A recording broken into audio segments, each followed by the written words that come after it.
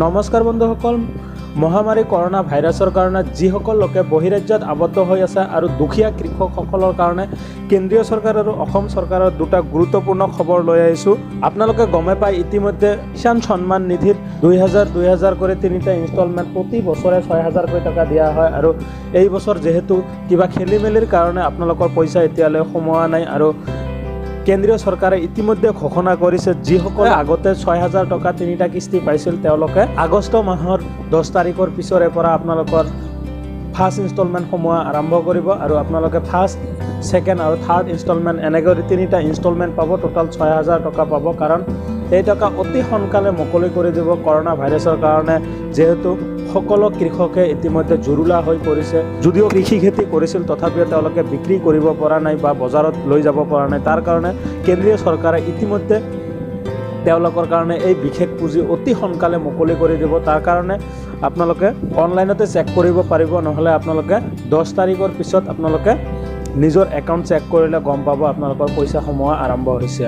আৰু যিসকলৰ অনলাইন আবেদন কৰাৰ সময়ত খেলি মেলি হৈছে বা একাউণ্ট নম্বৰ দিয়াতে খেলি মেলি হৈছিল তেওঁলোকৰ কাৰণেও ভাল খবৰ। তেওঁলোকে 15 দিনৰ ভিতৰত আপোনালোকৰ অনলাইন কাৰেকশ্যন কৰিব পাৰিব। অনলাইনতে সকলো বস্তু কাৰেকশ্যন কৰি আপোনালোকে ছাবমিট কৰিব পাৰিব, তেতিয়াহে আপোনালোকৰ এই 6000 টকা লাভ কৰিব।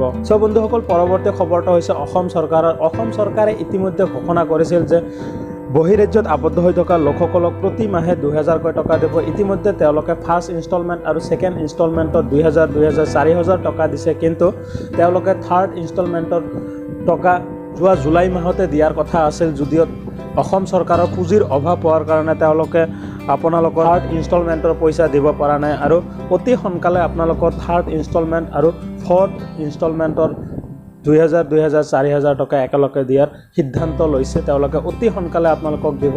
তাৰ কাৰণে তেওঁলোকক অলপ সময় দিব লাগিব, কাৰণ তেওঁলোকৰ পুঁজিৰ অভাৱ হৈছে। সেইকাৰণে অসম চৰকাৰে আপোনালোকৰ টকা মোকলাই দিব পৰা নাই।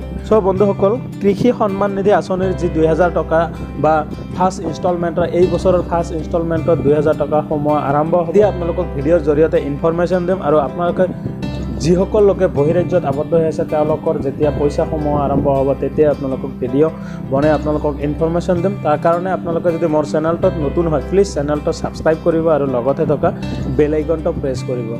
বন্ধুসকল, আজিৰ ভিডিঅ'টোত এইখিনিয়ে আছিল। পৰৱৰ্তী নতুন এটা ভিডিঅ'ৰ সৈতে পুনৰ লগ পোৱাৰ আশাৰে তেতিয়ালৈ জয় অসম।